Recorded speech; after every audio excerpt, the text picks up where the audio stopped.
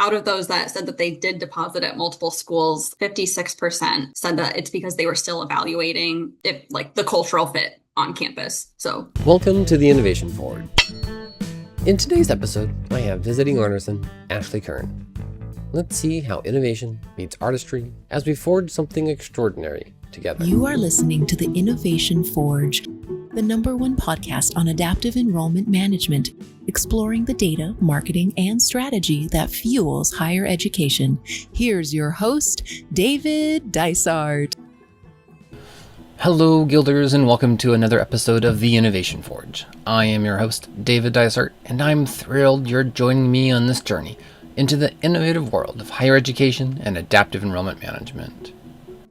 What if the biggest factor in whether a student chooses your institution isn't the ranking, the scholarship, or even that extra special campus tour? What if it's something much simpler? The moment they start to feel like they belong. Welcome to Season 4 of the Innovation Forge. In today's episode, I'm joined by Ashley Kern, and we explore one of the most powerful and often overlooked forces in enrollment: community. Specifically, how creating spaces where prospective students can connect with each other before they even deposit can dramatically influence their decision to enroll. We talk about how institutions can intentionally build those connections, why peer interaction matters so much during the decision process, and what enrollment teams can do to help students picture themselves as part of the campus community long before move-in day. If you've ever wondered how to turn admitted students into committed students, this conversation is packed with insights. Let's see how belonging takes shape today. Ashley Kern is the founder of Sightline, a data science consulting firm for all things financial aid, enrollment strategy, and student engagement. Sightline was acquired by Meet Your Class, a platform designed by students for prospective student engagement. Ashley's current role is the Chief Strategy Officer at Meet Your Class and continuing consulting as a new arm of Meet Your Class. Her hobbies include being a homebody and a book nerd, but she's also a lifelong fisherwoman. Hi, Ashley. hi, David. Thanks so much for having me. I appreciate it. Oh, thank you so much for coming on the podcast. Very excited. Now, you were actually telling me that your dad taught you how to code during a semester you took off from college, and that it actually had a really big impact on you. Like, what actually happened? Yeah, ironically, I was probably flagged in a CRM or a database somewhere as being one of those students at risk to not complete. Because I took a semester off. I was struggling with my health and went home. I was also an out-of-state student, so it kind of felt like a big leap to like, okay, I'm going all the way back home. But it was, it ended up being, just a really good productive time for me. Not only because I rested and, got to improve my health, but it was kind of like, what am I going to do with this time off? I shouldn't just sit here and not learn. But my dad has been a statistical consultant, most of my life. So he works, independently, and he let me kind of tag along on a few projects. And I probably was not very helpful, but he's also, he was a college professor, before my time. So he is patient, and he taught me how to program, learned to use MATLAB, which is not very widely used. But that's kind of where I started. And so he taught me a lot. I got to work on like real life problems. That was like my first exposure to really applied project work. And so when I came back to school, I kind of had the guts to ask around to other researchers of, hey, what are you doing? I have this new skill and I'm majoring in statistics. And so I landed my first like statistical consulting project. But ultimately it like gave me the confidence I needed to then officially start my business when I was in grad school. And it just, changed the whole trajectory of my career. That's amazing. And it's just so wonderful that you were able to kind of shift that life experience right back into school, back into what you were going to do after college. So it's just amazing how these kind of journey segues really do lead us to where we're going anyways. Mm-hmm. And we just get so wrapped up and nervous about it though. Yeah. Thanks, Dad. Now, to kind of build off of that, so you started as a data scientist, you founded Mhm. Sightline, and now you're actually the chief strategy officer at Meet Your Class. At what point did it click for you that enrollment is maybe less about funnels and more about humans just in motion? Was there a Yeah. moment where the math stopped being the center and the relationships started to kind of take over your perspective?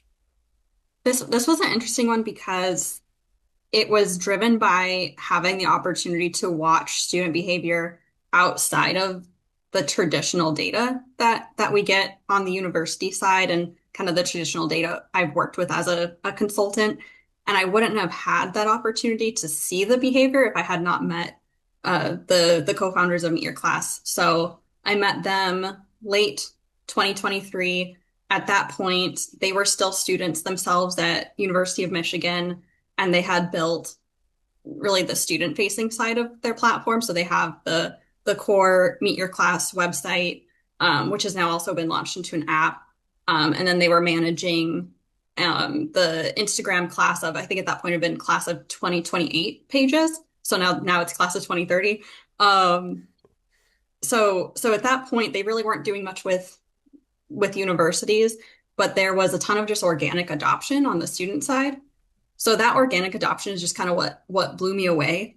That, they're not pushing this in front of people, they're not buying ads, but somehow there's hundreds of thousands of students that are coming on here to meet others before coming to school. So I mean, I wouldn't have had the chance to see that or really be aware of that as just a consultant looking at kind of like traditional data. So data is still valuable, but watching the market and actual student behaviors is what like really changed my mindset. Yeah, it totally makes sense. So once you start seeing things in action, it just helps you understand that this is a whole world and a part of it. And I Hmm. know Meet Your Class is often described as a social platform, but what I see is it's really community as enrollment infrastructure as well. Can you explain how well, it's a pre-deposit community and the formation around it actually changes student behavior? Maybe their confidence, their decision making, especially for students who haven't fully committed yet to a single institution.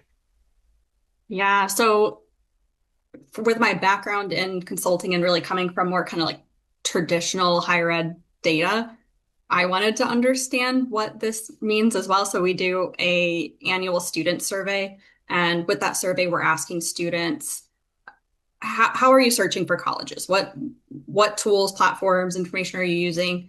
What are the top decision factors that really come into play for you? Who are those key influencers in your life that help you make that decision?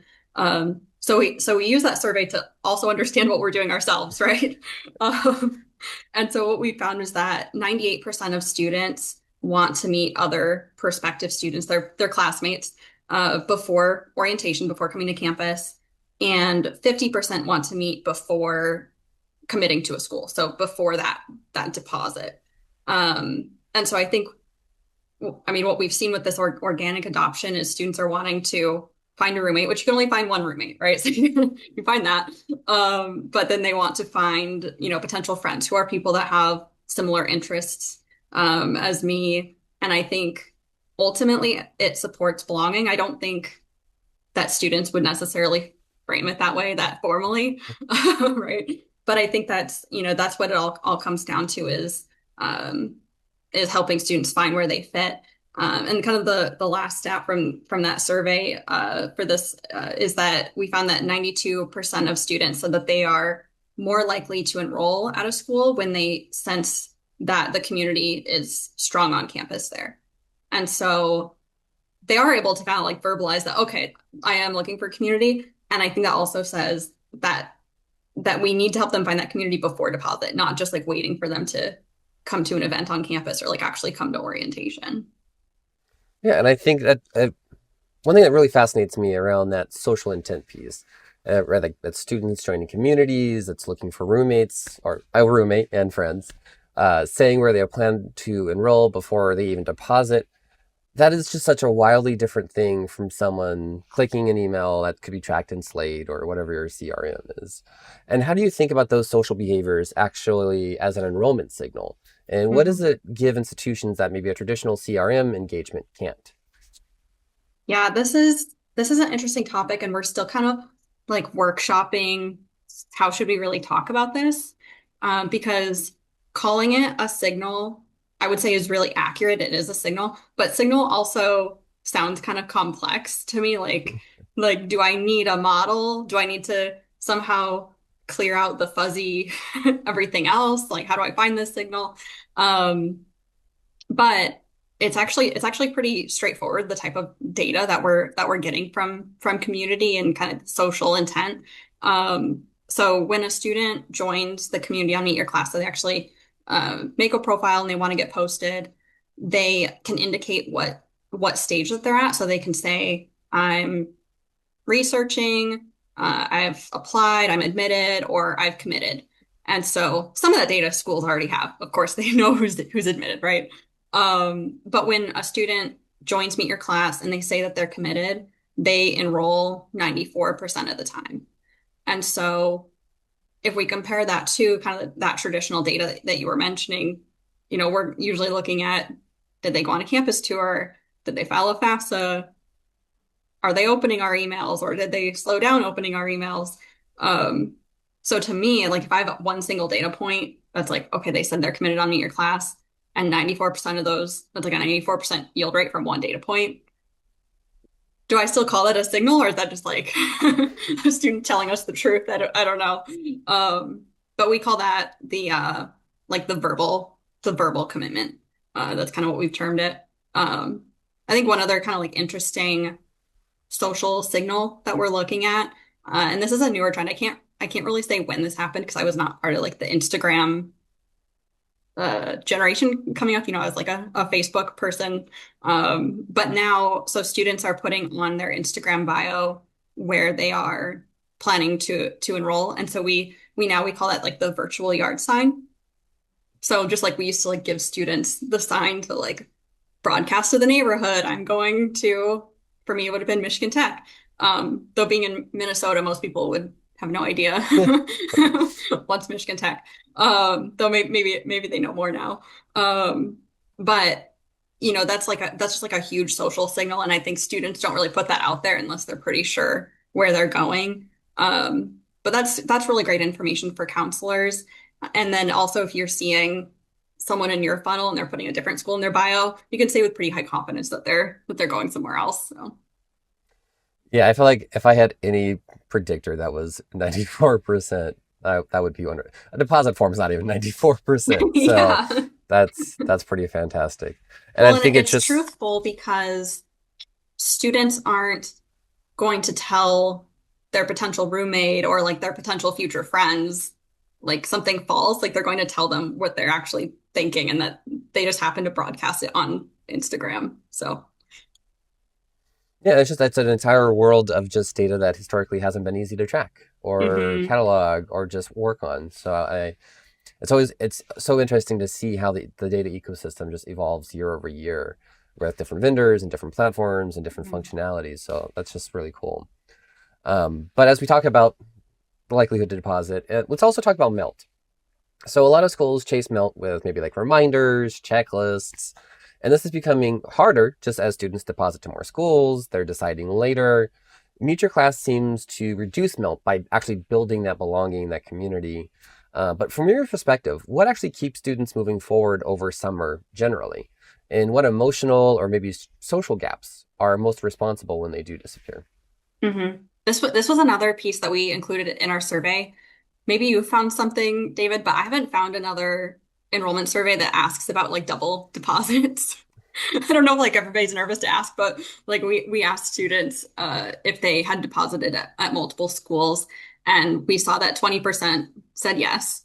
Out of those that said that they did deposit at multiple schools, 56% said that it's because they were still evaluating if like the cultural fit on campus. So like, do I belong? They still hadn't, figured that out at the deposit stage. Um, so the number one factor was still that they were evaluating financial aid and trying to understand how to actually pay. So that's really valuable too. That's a little bit outside of community. But I think there's a very quiet time between May 1 and orientation. And so how do we continue that excitement that we've generated throughout the year or build on it or maybe create it for some students that maybe haven't felt that excitement yet. Um, and then I think it's because it's a quiet time, it's that's when the anxiety can creep in and students can start getting the cold feet, right? But with Meet Your Class, we're seeing that students, when they join and post, they make 51 new connections. So they make 51 new friends that are going to be going to school with them. And I think that's really an important piece where now they feel like they're part of something happening. And I think that can keep like the momentum and excitement going during that quiet time. Yeah, I love that, just being able to continue the momentum. And it's not just like, Hmm. oh, okay, admissions has kind of handed you off. Like student success hasn't really started anything yet. 'Cause the Hmm. orientation's not yet. So you do really get into this murky middle of just like, I don't actually know what's going on. The institution doesn't know what's going on. I think that's also a really important point that you spoke to in your survey, though, of these double deposits. And I feel like institutions, we know it's anecdotally happening. People are depositing more. They're going to multiple orientations and then just ghosting the school that didn't quite seem as exciting or didn't make as good of an impression on campus. But yeah, there's just not a lot of actual research out there right now, kind of diving into that. And I feel like it's just hard to kind of get our orientation around this new occurrence of students deciding Hmm. so late. And it's just really hard to understand, like, okay, if you were at orientation, we assumed you were coming, but that's not even a sure bet anymore.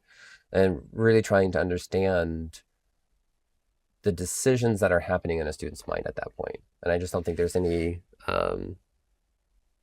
precedence for it.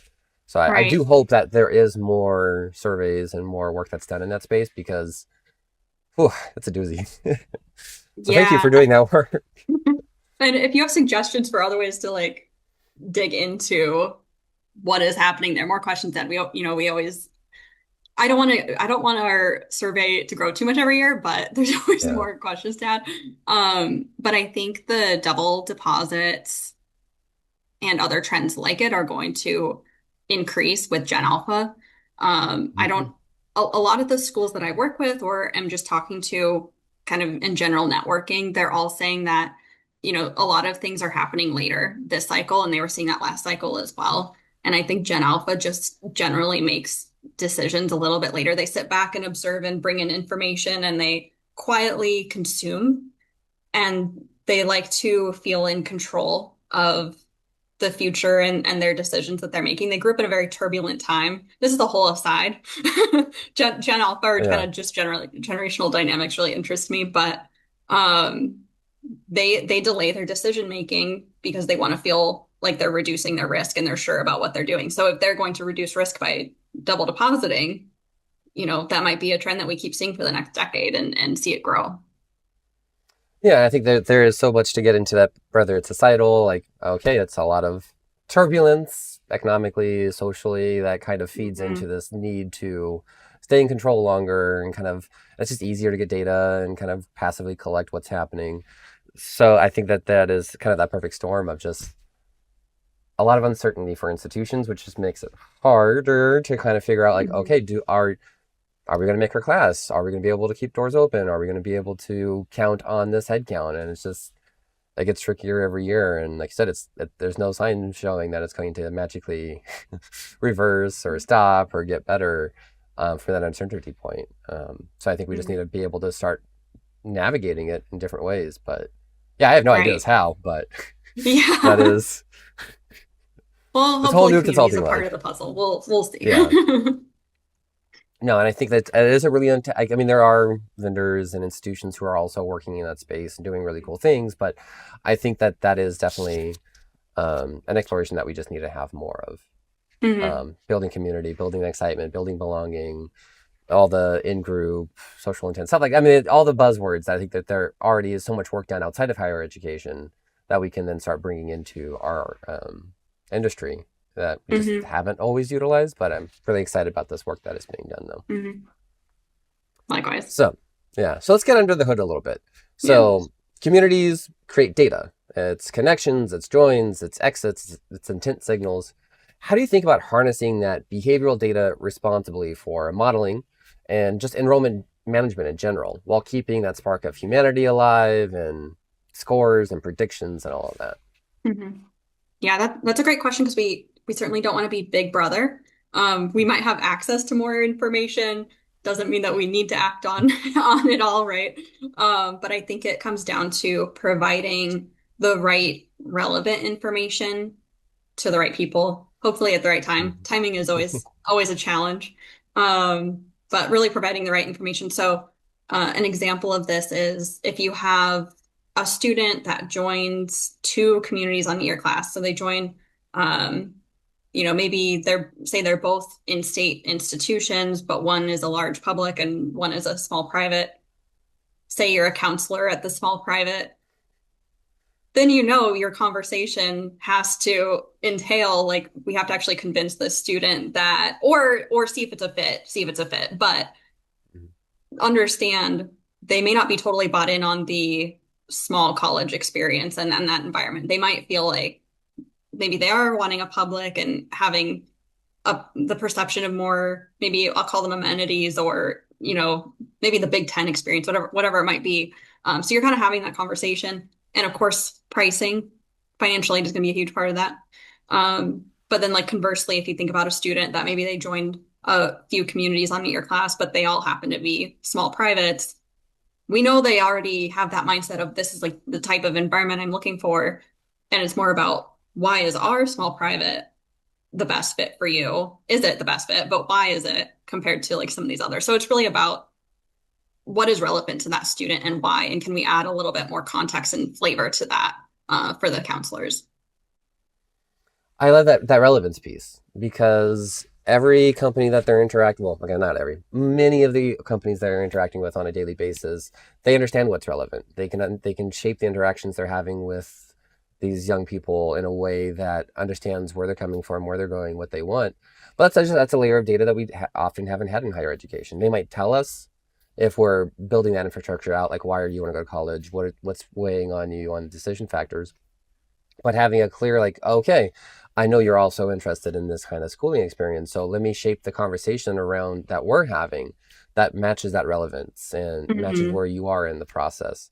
And whether that's 5 schools, 10 schools, one school, whatever it is, there's so much of that picture that we just don't have out of the Mm-hmm. box in our CRMs that can be really helpful in meeting the student where they are because they're just not telling us, like, hey, you're fourth on my list of the type of school based off of small liberal arts or large public.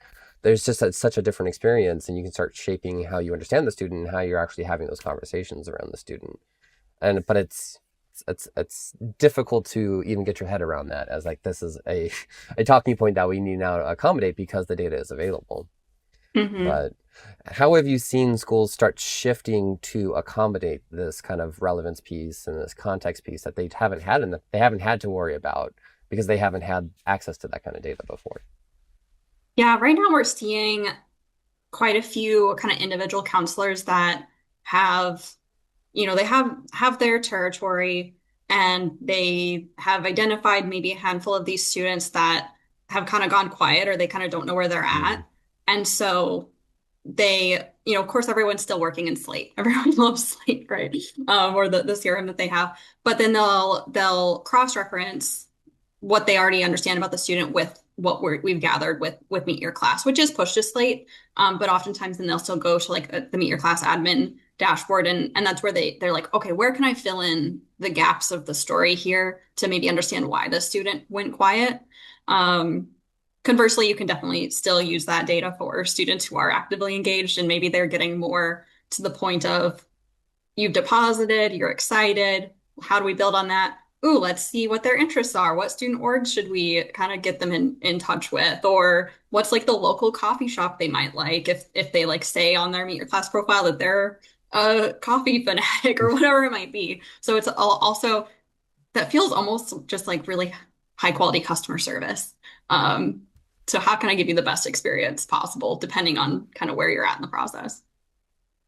Yeah, and I think sometimes our perspective is that we are just a place to provide higher education, but customer service is kind of just table stakes at any kind of interaction with Mhm. someone at this point.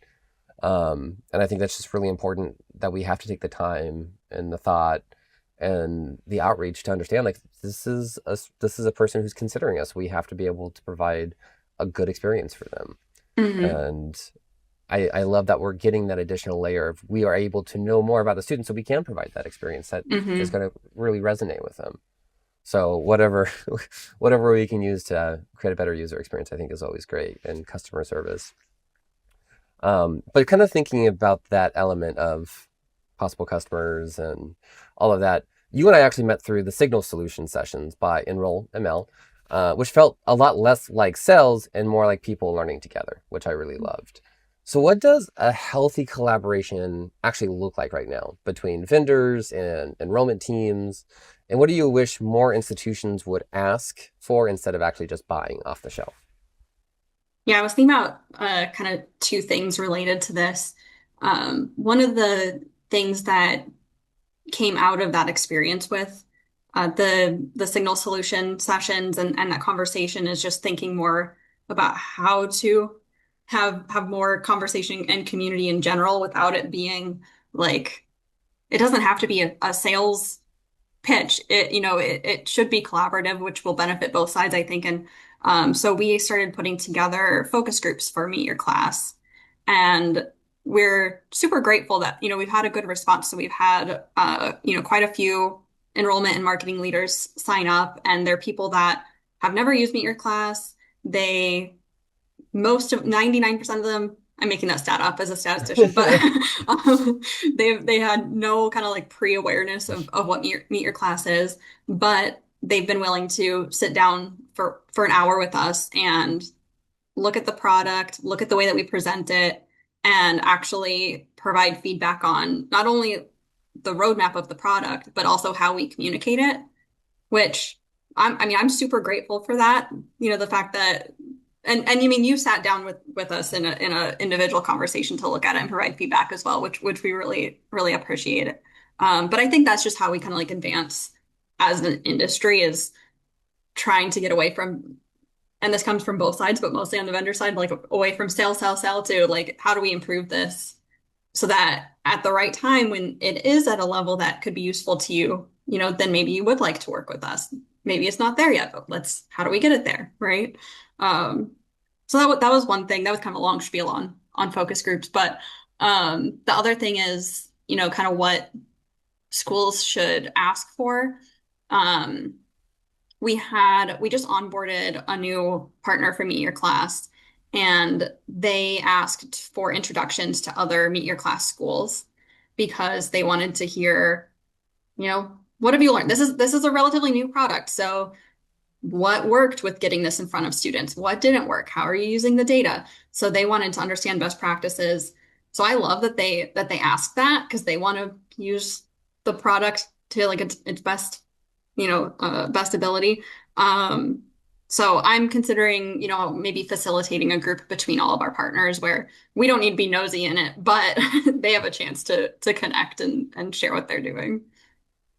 Yeah, no, it's always so nice when you are able to talk with someone who's using a tool and like, oh, okay, that is something I would not have thought about using it that way. Or you as a vendor are like, oh yeah, we're not in Slate every day, so we wouldn't have thought about making that Mhm. recommendation. But the people who are using it every day are able to find these new, innovative, unique, or just interesting ways to use these tools. So I love the Mhm. fact that building a community around it, I think is so helpful. And actually, let's zoom past any single company or platform. Enrollment work itself can be isolating. Different schools, different pressures, but same problems essentially. Yet spaces like the Signals sessions or user groups, podcasts, or just really informal peer circles are becoming spaces where real learning is happening. From where you sit now, what role does kind of maybe the professional community play in moving the field forward? And what would it look like if we treated shared learning, experimentation, and transparency as part of the enrollment infrastructure, not just as like, I'm requesting professional development funding? Yeah. Well, I'm actually interested to hear if you found things kind of outside of the signal solution session that we joined that, that's really been helpful for you. But like one example I have is from NASPA. So Hmm. financial aid people, it's a little less competitive or like perceived as competitive compared to the enrollment and admission side. But NASPA great organization. They set up a Slack for financial aid people. So now there's, I don't know how many are in there, hundreds, more than hundreds of financial aid people in there. And daily, uh, people are asking questions about, oh, I had this student had this specific issue with the FAFSA. Did anybody else see this? Or how did you code this out in Power Fades? Or uh, are you, all these best practices are like tactical questions, and people from other schools are in there answering it. And then there's also a lot of like emotional support based on, everything that's happened with financial aid in the past few years has been, a little traumatizing. So, Just a little um, bit, yeah, yeah. So people are very active in there. I'd love to see that. And I'm not sure if that translates directly to enrollment because, like I said, it's a bit more like competitive and kind of keeping our strategy close to our chest a little bit. But I don't know. Have you seen anything like that on the kind of like admission side? Yeah, I mean, I think the Slate community is really wonderful. That's definitely one of the Mm, things that has attracted and retained me into kind of admissions and Slate work is whether it's the Slack channel, the Facebook group, the Slate facilitates a community forum and webinars and all those things. FOHI, the Future of Higher Education, I just joined mm, that group. That seems that's a really great one. interesting. Yeah. Yeah. Um, NECAC has also their memberships like the AI, whatever, however you would shorten AICA. that. AIC, Yeah. yeah. And then honestly, I'm just terrible at networking, so I started a podcast because I'm like, hey, if I have a reason to ask someone a question, like, hey, you should come do an interview. That is an easy way for me to try to network with people and have conversations with people. There you go. Because so yeah, there's just like, okay, I don't know how to like socialize or network, so I'm just gonna start a podcast. But I think that there is a lot of communities that are beginning to kind of come up, Hmm. whether it's around systems or just higher education through like FOHI and stuff like that, that I think is really interesting. And I think that's not something that you would necessarily see outside of higher education a Hmm. lot of times. And I just love that the communities can come together and work together and share thoughts. And it's not this, this is my trade secret. You can't see how I built this portal. It's like, guys, I spent 4 months working on this one aspect of this portal. You guys should all do the same thing because it's amazing. Hmm. And I love the enthusiasm that the community can really bring to helping each other out. Yeah, higher ed is such an odd industry because I've always kind of like tried to think of like, is there an analogous industry where it's kind of like in any other industry, every business operates the same using the exact same tools and selling, extremely similar services, but there's so many of them. It'd be like the auto industry, but there being more than just the top, you know, four or five brands or something. I don't know if that makes sense to you. Where Yeah, like there's Mercedes isn't going to be saying, "Hey, this is how we solve the catalytic converter issue. You guys should yeah. here. I'm going to suitcase you the right platinum mixture for this to make this not pollutant." Like, I don't see that out. Okay, when I have been outside of higher education, I have not seen a similar type of community built around stuff. Mm-mm. So I just think it's very special. Yeah, it's unique for sure. Yeah, unique. It's a good way to talk about how we operate Yeah, as an we're industry. We're special. just very unique. Yeah, we're real special. And maybe we can take this time to zoom out even further. Students, they need community. Staff need community. Institutions need insight. What's kind of your big takeaway around enrollment teams trying to balance connection, data, decision making in 2026? Where should they start if they want relationship driven yield without burning their people out? Because we can know all these things, but you can't have your staff calling people 24/7 trying to build human Mhm. relationships. Yeah, I mean, I would say don't fight against the market, which is now turning into Gen Alpha. So thinking about what appeals to them and what works for them. And, we kind of touched on Gen Alpha already, but I think they're a lot more us, we based than Gen Z. I know Gen Z, everyone kind of throws out community for Gen Z, which yes, but Gen Z was also very kind of individualistic. They have individual strong voices and they stand up to speak for something, or they focus and prioritize on like their individual achievement. But I think Gen Alpha is a bit more of what are we doing? How are we doing this together? safety in numbers because the world is scary, right? So I think the whole peer-to-peer environment and community will just continue to be more important for the next generation. But as far as, we don't want to burn people out trying out a million new things at a university, right? So I think you could start small. You could start with just having your own school name, class of 2030, 2031 page, and see how that goes. And we do have a resource on Meet Your Class for it's a really a how-to of how to start and manage those pages and kind of best practices to hopefully keep it simple. Because there's a little bit of lift with it. So you don't have to necessarily partner with Meet Your Class or another vendor to do that yourself. But you could just kind of see, is this something that students are adopting? If we are letting them know that it's here and exists, are students signing up there and kind of wanting to get posted? So see if that's attractive to your students first. I love that. Yeah. I mean, there's always experimentation and there's Mhm. always the need to get stuff done at the end of the day. And it's always a Yeah. delicate balance. Like I could do these three things, but I only have 4 hours left today and I need to do at least one of them. Yes, that is always the question. Yeah. But thank you so much for the insights. I'm so glad that you could actually share those with this community. While you're here, though, I'd like to get your thoughts on another question for our segment, Molten Metrics, diving into data analytics and predictive modeling to see how the hottest numbers shape decisions and strategies. So what is some data, and we've talked kind of broadly about it, but what are some data that you're collecting and using that maybe people just aren't utilizing right now? Yeah, everything that I've been doing now with Meet Your Class is all about first person reported data. So directly from the source, what is the student saying? So we've talked about we get the what we call the verbal.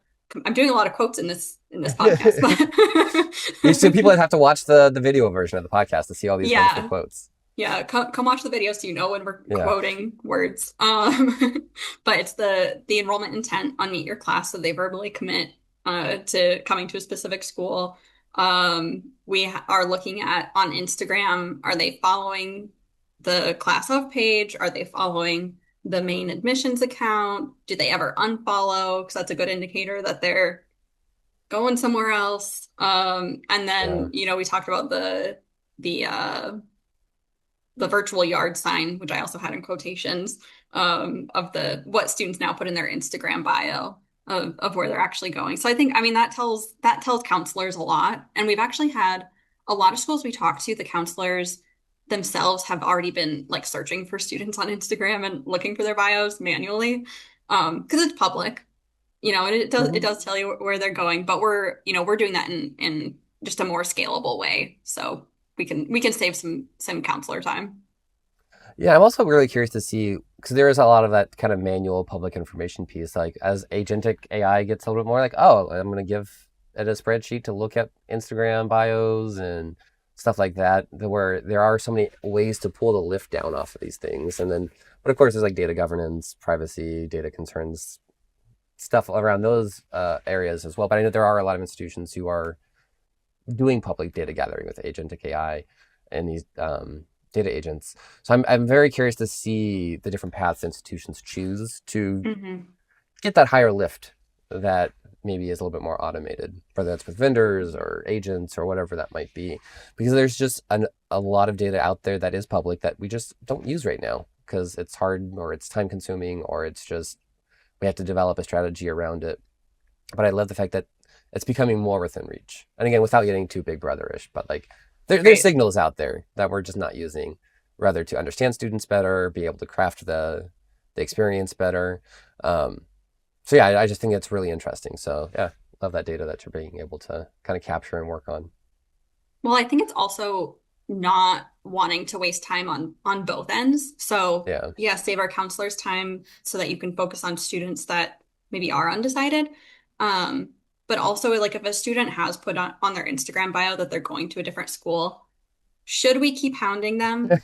You know, do how well are they going to take that? So I feel like that's not too big brother if we're being like respectful of, you know, Of course, if there's more financial aid, though, they wouldn't mind if you throw out an extra offer for them. But We've decided if they're still in that movable middle or not, and how yeah, we want yeah, to operationalize our strategy around this data. yeah, exactly. But it's so many great takeaways. Thank you for sharing that with us. Before we wrap up, though, every artisan leaves their mark. In the Smith signature, I'll ask a few questions so you can stamp your personal hallmark on today's conversation. So, what's one tool, digital or otherwise, that you rely on daily to keep your work running smoothly? Yeah, for me, it's the Google Suite. I feel bad for higher ed people or any corporate people that are like forced to use like Outlook or I don't know. So maybe some people like Teams and stuff. I don't know, but Outlook, No, no one does. Not, I've okay. never talked with someone who's just like, oh my gosh, Microsoft Teams is the most revolutionary technological piece of advice in my life. Though Unless I they will want to sponsor say, this podcast, then it's amazing. when we do add people to our Google Meet meetings, though, people get lost on where the buttons are because they never get That to use is, it like for themselves. So I think when I met with you guys, that was the first time I had used Google Meets in like 2 years. So yeah, yeah, but I use almost everything that Google offers. I don't want this to be an ad for Google, but I do think they are my money's on them to win the AI race. A whole different podcast about that, but lots of interesting stuff happening there. I mean that is always so hard because I'm so invested in because I've just been using ChatGPT since it started. So I'm like, I know I could move everything into an MP file and all that stuff. I'm like, but then in 2 months I'm gonna move it again to a different Hmm. because I'm like, I don't know. It's so exhausting trying to like keep up with the AI arms race when it just changes every 2 months. Yeah. But um, I'm with you. I started with ChatGPT as well. And then, because Gemini, you know, came out a lot later, but then, and so I felt that, oh, do I switch? But I did, and I found it has been a little bit more seamless and a little bit more, um, I like the professionality of it, but maybe that's because mm, the way I've trained Gemini to talk to me. I don't know. that's I mean, I don't know. I've had a rough like 2 or 3 months with OpenAI. That's not to timestamp the conversation, but it's been and then just also stuff in the news, just like this is icky. But every company in capitalism is icky, Oh so yeah, there's there's nowhere you also can that element. turn. Yeah, Yeah, no one's safe. I'm gonna move from one intellectual property theft to another intellectual property theft to help me work with save 2 hours a day on my work. Yep, It's yep. yeah, ethical consumption. Yay, the myth of ethical consumption. Oh yeah, exactly. Anyway, yeah. Again, another podcast for another day. Moving on from late stage capitalism to your freshest spark. So, what's caught your attention or sparked creativity or innovation for you? Yeah, I mean, for me, it was the Signal Solution book. Now that we plugged that, if you we're plugging a lot of products today, but it just caused me to just rethink the way I'm even looking at traditional data at an institution. We talked a lot today about different pieces, new types of data that we could be using. But it was a head scratcher for me, forced me to stretch my brain a little bit. So Yeah, wonderful book. Again, not sponsored or advertised, but definitely would heavily recommend The Signal Solutions by Enrollment Mel. A lot of great insights. I feel like so there was Isaac Newton who like discovered and then there's like the other guy who also did it at the same time in a different country. I felt like that guy doing the talking about it, and then Enrollment Mel and Jeff and like Tej are yeah, Newton. I'm just like, oh, okay, that's cool. I'm the other guy, but it's fun to like have a parallel build. And it's so wonderful that they're able to also put their information out there in the public through like the books, the Signal Solution sessions, which were criminally under attended. I feel like that was such a yeah, great space with conversations that were happening. I'm just like, there needs to be like another 40 people who are listening to this because it really was interesting and good conversations that were happening. yeah. They should just do a redo of it so that more people can join. And I bet even like some of us that did it the first time will still join because there's more to learn. Oh yeah, totally. So, if you were starting your career today, though, what's one piece of advice that you would give your younger self? Yeah, this was probably the question that I thought I I had a few different answers and I like went back to it a few different times. But for me, it actually came down to my faith because, I'm a Christian and I think as a Christian, our careers and our professional lives is like the one area that we just kind of like keep God out of it Mm. because, you don't want to push that on anybody and you don't want to hold someone as like a captive audience or anything like that. So we kind of keep it out. But if I'm like relying on my faith to make my decisions in my personal life or to improve my relationships, why can't I rely on my faith and that wisdom to make my career decisions? So that was something, I learned as I got older to, like reflect on that and relate it more to my faith journey to make those decisions for myself. And I think maybe I would be a little further along in my career if I'd learned that lesson earlier, but you learn, everyone learns at different times, right?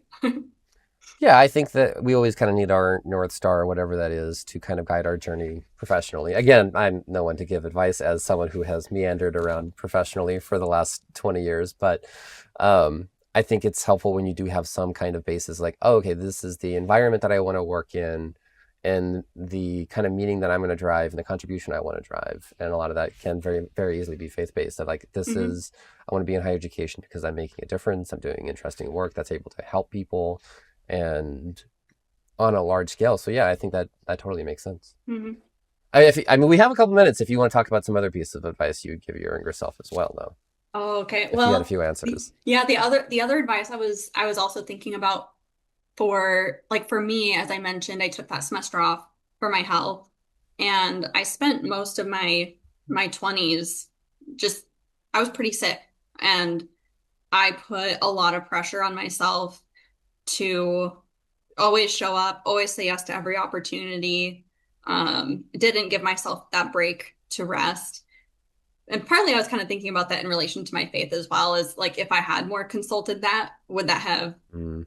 given me a little bit of more grace to say, okay, I need to take care of these other areas of my life too. And I don't have to always be on. I don't have to always, pound pavement hard at work, which is, there's nothing wrong with a good work ethic, but it's really important to take care of yourself in other facets of your life as well. But it's hard when you have so many demands on you, and you don't want to let people down. But if you can't take care of yourself, then you can't really show up for others either. Totally, and I feel like we often don't give ourselves grace, rather, Hmm. and of course, usually with work, because the kind of messaging around that in society is like, yeah, you show up to work, you put in your work, and you do a good job, and And that's your sometimes, value. yeah, oh, we're getting into some therapy sessions now. Yes.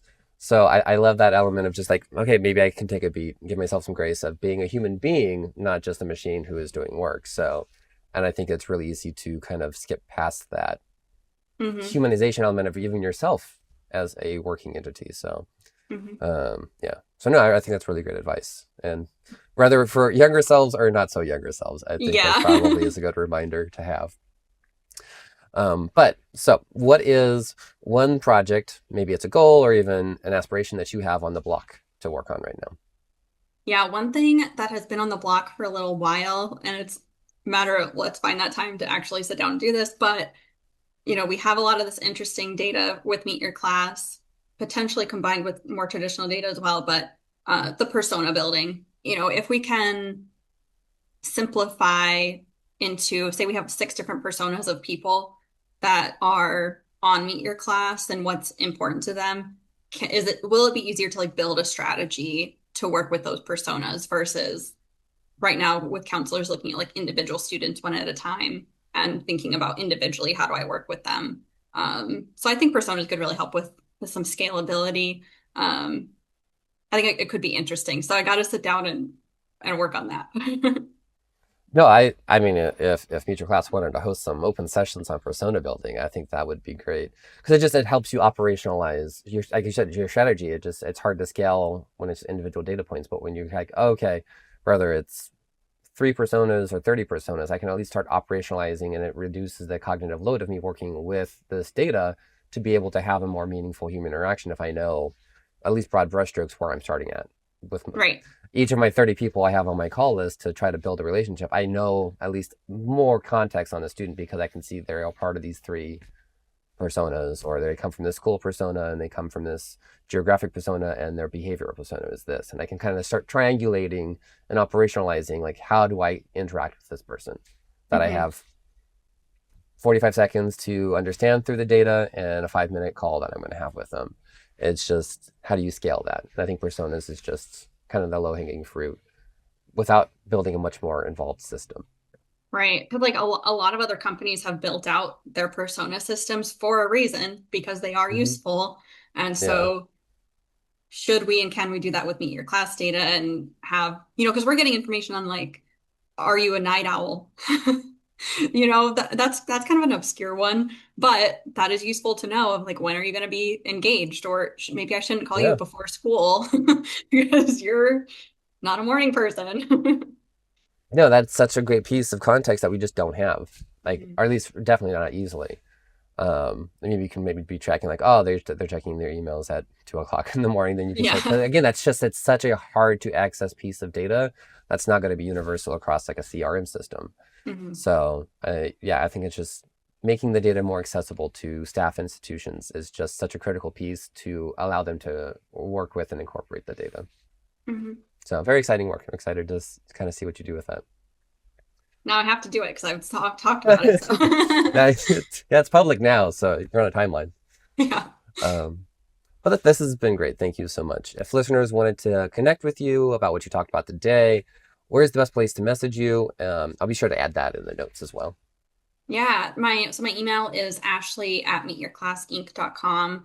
But I'm also always on LinkedIn, Ashley Kern. So Ashley Kern is a popular name I found. It's a very like millennial name, but I am on LinkedIn. Fantastic. And is there anything you wanted to plug and tell the audience about? Yeah, we can definitely share our student enrollment survey. So that's the 2026 College Decision Playbook.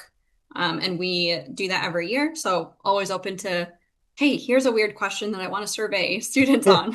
Always open to adding new ones. And then we can also share that resource I mentioned on how to start and manage your own class of 2030 or 2031 Instagram page as well. Love it. Yeah, I'll definitely be sure to add those to the notes. And then, I mean, yeah, folks should definitely explore Meet Your Class, explore Sightline. I know you also have the blogs and articles, or however, whatever Gen Alpha calls it, things written on the internet nowadays. But yeah, I love that you're able to provide these resources to the community.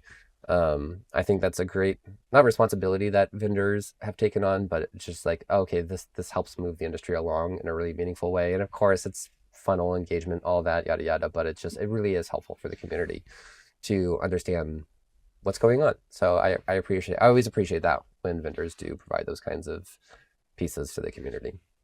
Well, thank you for sharing it. We do put a lot of work into it. We love great conversations to come out of it. Of course, there's a little bit about sales, but I really do think like the survey especially, it's interesting and it does change every year, getting into a whole new generation, Gen Alpha. So yeah, exciting times on the horizon. Yeah. And replace exciting with terrifying or any other words you want. But yeah, exactly.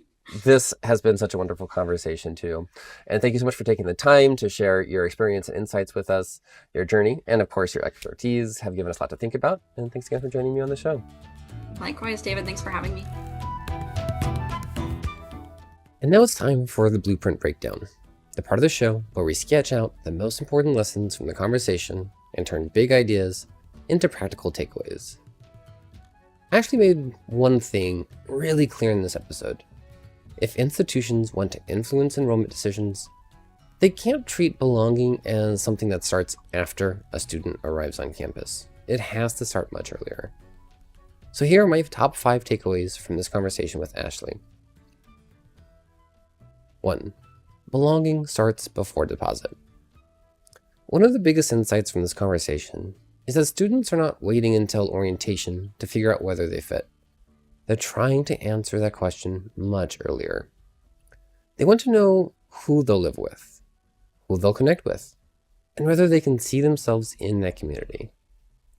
That means belonging is not a retention conversation alone. it's an enrollment conversation too. 2, community is a real enrollment driver, not just a nice extra. Ashley talked about how students are actively looking for other prospective students before they commit, and that a strong sense of community can directly shape their likelihood to enroll. That's a major shift in how we think about decision making. It's not just academics, affordability, and location. It's also whether students can feel the social fit before they ever say yes. 3, social behavior can reveal intent more clearly than traditional engagement metrics. This was one of the most fascinating parts of the interview. A student clicking an email is one thing. A student publicly saying where they plan to enroll, joining a class community, or signaling commitment in a peer space is something else entirely. Those behaviors can be much stronger indicators of true intent because they reflect what students are willing to say to other students, not just what they do in response to institutional outreach. 4, the quiet period after deposit is where momentum can be won or lost. Ashley highlighted that stretch between deposit and orientation as a critical and long moment. It's quiet, and in that quiet, uncertainty grows. Students can start second-guessing, comparing options, or even just melting away. But if they're building relationships and feeling connected during that time, the institution stays real to them. The lesson here is simple. Don't let the summer go silent. 5, better data should lead to more relevant, more human outreach. What stood out to me is that this isn't about institutions becoming invasive or over-automated. It's about using context responsibly. If you know more about what a student is looking for, what environments they're considering, or what matters to them socially, then your outreach can be more helpful, maybe more personal, and even more timely. The goal isn't more surveillance. The goal is better conversations. So if I had to sum up the episode in one sentence, it would be this. Students enroll where they can picture themselves belonging, and the institutions that help them feel that earlier have a real advantage. And that's it for this blueprint. Breakdown. If you enjoyed today's episode, please grow the guild by rating and reviewing the Innovation Forge podcast or sharing it with a colleague who needs to hear about these creative crossovers in education. The best review or comment every month will get an ebook of my book, of course. Particularly great ones will also be featured on future episodes. Thank you so much for joining me in the workshop today. Remember to strike true, and let's forge something extraordinary together.